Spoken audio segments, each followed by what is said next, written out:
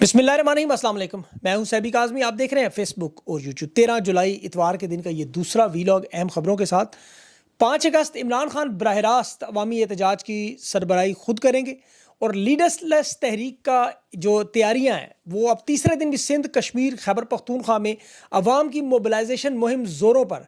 जलसे, जुलूस, कन्वेंशन हो रहे हैं। खैबर पख्तूनख्वा में सेनेट के इलेक्शन भी अहम तरीन मामला आपके सामने रखने हैं कि मुराद सईद का जीतना क्यों ज़रूरी है और स्टैब्लिशमेंट जो रास्ता रोकने की कोशिश कर रही है। खान की सेनेट लिस्ट में तब्दीलियाँ किसने की, वो शख्स कौन है, उसकी तफसील मैं आपको बताऊंगा। और उसके साथ पंजाब में आलिया हमजा को रोकने के लिए जो धड़ा इस वक्त तैयार है, केपी ग्रुप और ये आमने सामने क्यों है। अडयाला में आलिया हमजा की तब्दीली को मुस्तरद कर दिया गया और उसके साथ साथ डोनाल्ड ट्रंप की भी बड़ी ख्वाहिश आवाम को जो मिनरल्स का मामला, उस पर वजाहतें आ रही हैं और 90% की नफरत का एतराफ़ भी किया जा रहा है। पाकिस्तानी अवाम अपने हकूक़ के लिए निकलना क्यों ज़रूरी है, मैं तफसील आपको बताऊँगा। और अमरीका, शुमाली कोरिया और चीन अहम ममालिक की खित्ते में बड़ी जंग की तैयारियाँ। आज इस वीलॉग में मैं कोशिश करूँगा कन्फ्यूजन आपकी दूर करूँ, हल भी आपको बताऊँ। लेकिन सबसे पहले पाकिस्तान की अवाम एक दफ़ा फिर अपनी मदद आपके तहत, और सिंध में भी, सिंध में हलीम आदिल शेख की क़यादत में, टंडो जान मोहम्मद में बड़ा सड़कों पर इस वक्त लोग नज़र आ रहे हैं। कोटली में सरदार अब्दुल क़याम नियाज़ी तारीखी एंट्री मारी, वहाँ भी अवाम का एक समुंदर।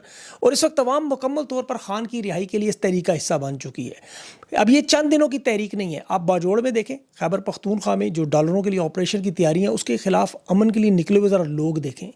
5 अगस्त के हवाले से इमरान खान के प्लान की हदायत के मुताबिक अब काम होगा। पैट्रन इन चीफ होने के नाते खान खुद वहाँ जेल से इस तहरीक को किस तरह चलाएंगे।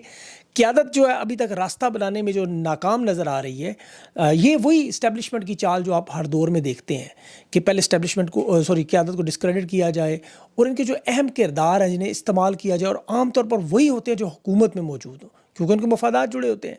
अब तहरीकी कामयाबी के चूँकि असरात नुमायाँ हो गए, अब इमरान खान के जो चाहने वाले हैं कश्मीर से लेके बलूचिस्तान तक, केपी तक, सिंध तक, इन्हें अब कन्फ्यूज़ करने की पूरी कोशिश की जा रही है। ये अली मीन गंडापुर का जो अशाइया मिर्ज़ा अफरीदी के, वैसे तो देखिए अली मीन ये अशाइया अगर मेरे ख्याल में वज़ीर आला हाउस पंजाब में मरीम नवाज़ के साथ कर लेते तो ज़्यादा बेहतर था। यकीन करें, वहाँ एक आधी मरीम नवाज़ से तकरीर भी करवा लेते तो वो इतना नुकसान नहीं जितना उनका कल का इस मिर्ज़ा अफरीदी के फार्म हाउस पर अशाइये से हुआ।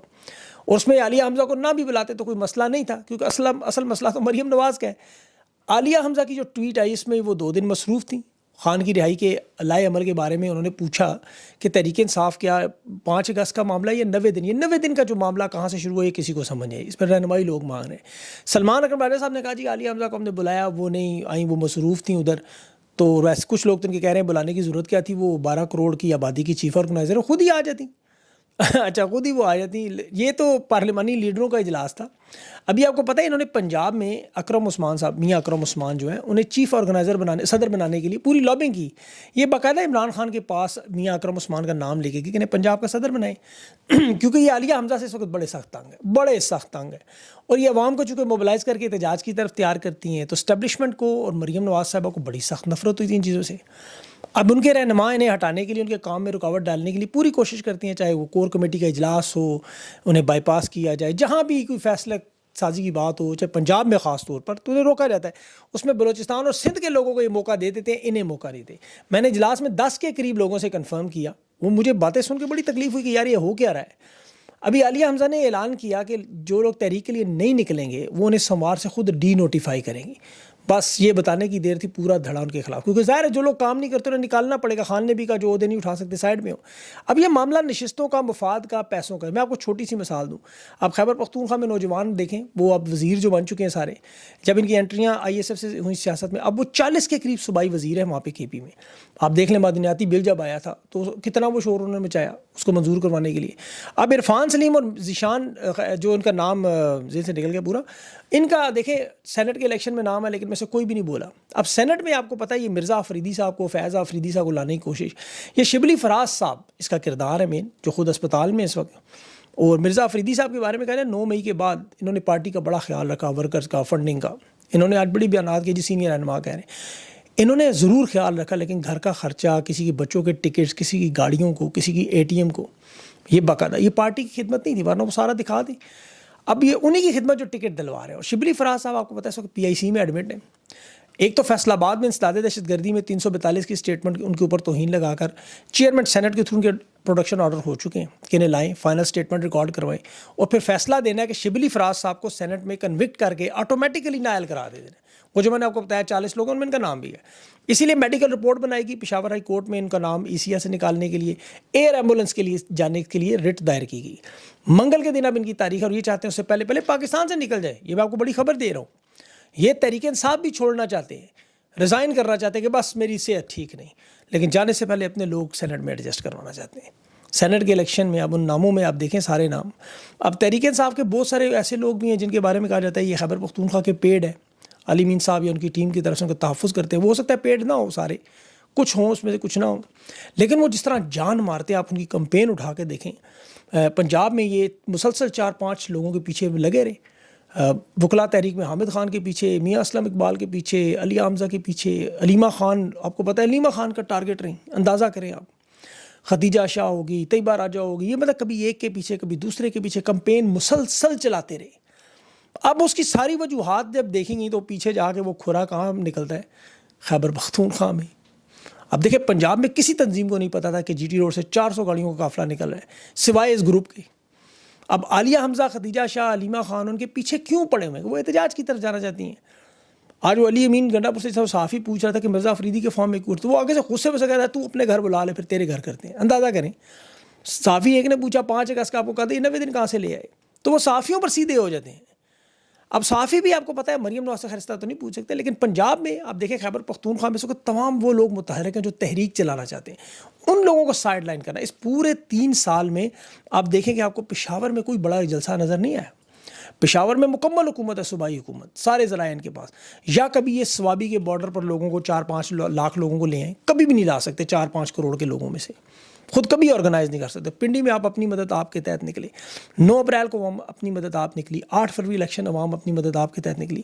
یہ جتنے احتجاج میں لوگ آئے تھے یقین کریں جس کا یہ کریڈٹ لیتے رہے جی ہم لے کر آئے اور پھر بھاگ کے ساری تحریک خراب کی، یہ لوگ خود نکلے. انہیں تو ابھی یہ نہیں پتا کہ 26 اراکین جو پنجاب میں جو کل بیٹھے ہوئے تھے ان میں 26 تو فارغ ہونے والے. صوبائی وزیر مجتبیٰ رحمان آج بھی آرٹیکل 65 کے حوالے سے کہہ رہے نکالا جائے. اب دیکھیں اس تحریک میں کنفیوژن بہت زیادہ آ چکی ہے، اس میں کوئی شک نہیں. اس میں سے ہم نے نکلنا ہے، ہمارا کام ہے راستہ دکھانا. تحریک چلانے والا کون شخص ہے اصل میں؟ وہ ہے Imran Khan. Imran Khan pattern in chief ہے، یاد رکھے. عمران خان نے کہا تھا میں جیل سے خود تحریک چلاؤں گا، اور مذاکرات سے لے کے تحریک کا سارا معاملہ عمران خان نے اسی لیے اپنے ہاتھ میں رکھا ہوا. اب اس پہ عمل کیسے ہوگا، لائے عمل کیا، وہ پارٹی دے گی. اور وہ انشاءاللہ منگل والے دن آج یہ ملاقاتیں اگر نہیں روکتے تو تحریک کا اعلان تو ہو چکا ہے. اب عمران خان ہو سکتا ہے وہ لائے عمل بھی دے دیں، اور وہ بڑا آسان ہے کہ ہر شہر ہر صوبے میں سے نکلنا شروع کر دیں. اب 2 دنوں میں پاکستان کے 4 صوبوں میں جس طرح عوام نکلتی ہوئی نظر آئی، وہ لگتا ہے کہ تحریک لیڈر لیس تحریک ہونے جا رہی ہے، کیونکہ عمران خان تو جیل میں ہے. اب 9 اپریل ہو، 8 فروری ہو، جس طرح باقی آپ دیکھ لیں کہ آپ نے سارے معاملات بغیر رہنماؤں کے کیے.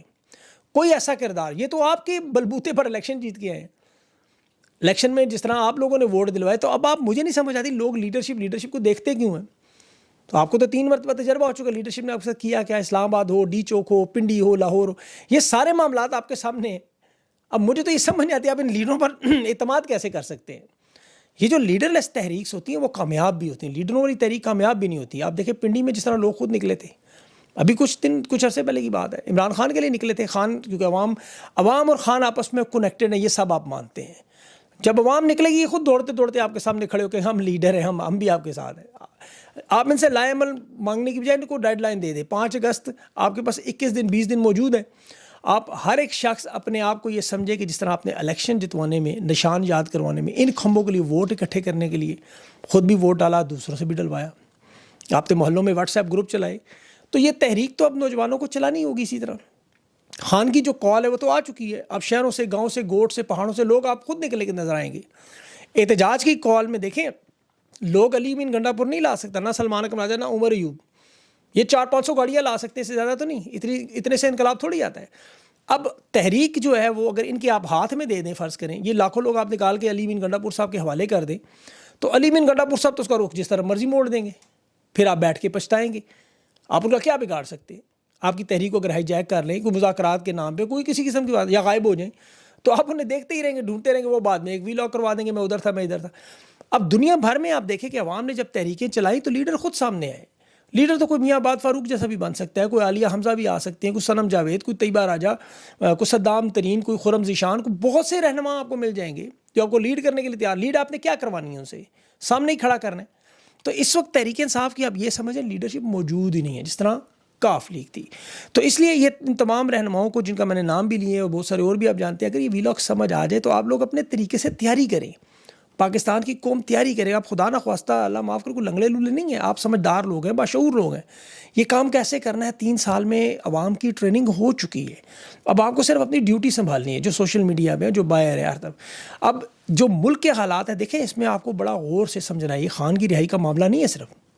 آپ نے جو معیشت کی تباہیاں بربادی دیکھی ہے, یہ چینی اور گندم کا جو بحران ہے, جو خود پہلے چینی ایکسپورٹ کرتے ہیں, زر مبادلہ کماتے ہیں, پھر کمیشن کماتے ہیں, وہاں سے پھر 220 روپے کلو کر کے اسے شارٹیج کر کے اس کی قیمت بڑھا دیتے ہیں, مال کما لیتے ہیں وہاں سے بھی. آپ کا گندم میں آپ دیکھ لیں, اس کا بھی یہی حال ہے. سیالکوٹ, فیصل آباد, لاہور, کراچی میں تمام بڑی صنعتیں ٹیکسٹائل کی, چمڑے کی, ستمبر اکتوبر سے بند ہو رہی ہیں. یہ چیمبر کامرس کا صدر خود کہہ رہا ہے, پہلی دفعہ سیالکوٹ کا صدر میدان میں موجود ہے.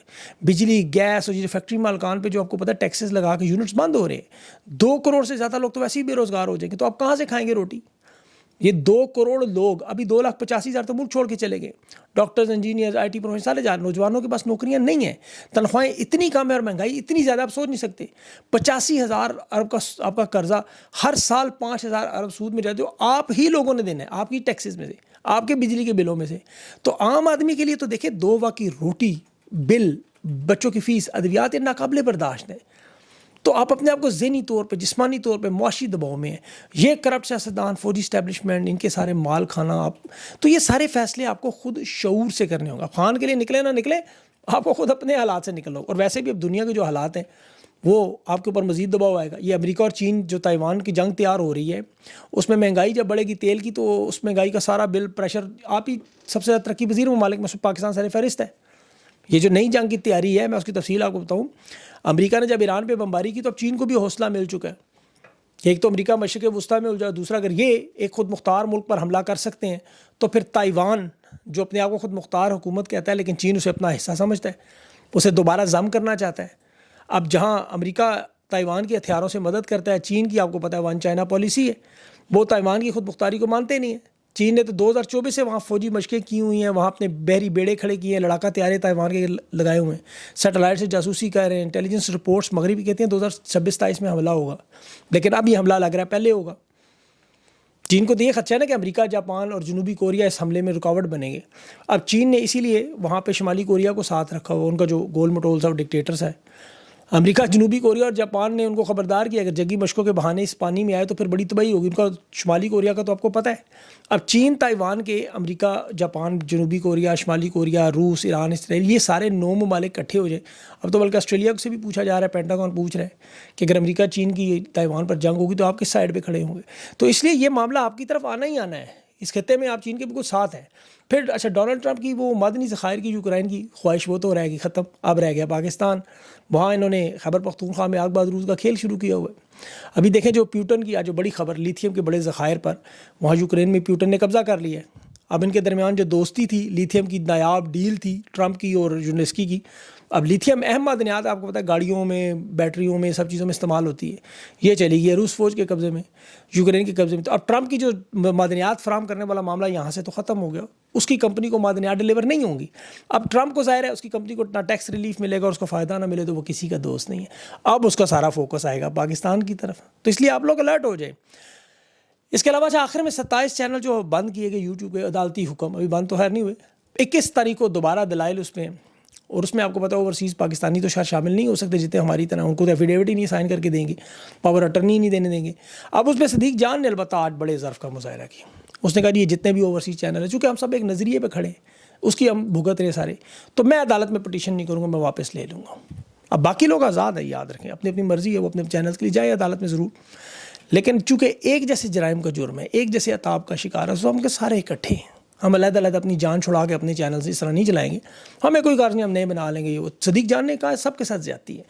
یہ صدیق جان کا ظرف ہے، میں اس کو بڑا اپریشیٹ کرتا ہوں، اور کسی سے کوئی گلا شکوہ نہیں ہے، وہ جو مرضی کریں، کسی کے ساتھ کبھی نہ کبھی امیدیں تو اللہ تعالیٰ کے، آپ کو پتہ ہماری تو نظر ہی ادھرتی ہے۔ صدیق جان کو بہرحال دونوں ہاتھوں سے سلام، کہ اس نے کہا کہ اگر عمران ریاض آفتاب، اقبال وجاہت کا اور ڈاکٹر معید پیرزادہ ہیں، وقار ملک کا تو ہر اس میں نام نہیں ہے اس لسٹ میں، لیکن جتنے بھی لوگ ہیں آپ کو تو میرے سمیت، وہ اگر نہیں اپنا بحال کروا سکتے پاکستان میں، اگر بند رہتے ہیں تو میں بھی اپنا بند کروا دوں۔ تو یہ بڑی بات ہے اس طرح کھڑا ہونا، مجھے تو لگتا ہے کوئی ایک بندہ بھی نہیں کھڑا ہوگا، اور اس میں گلا کسی سے کبھی نہیں کرنا چاہیے۔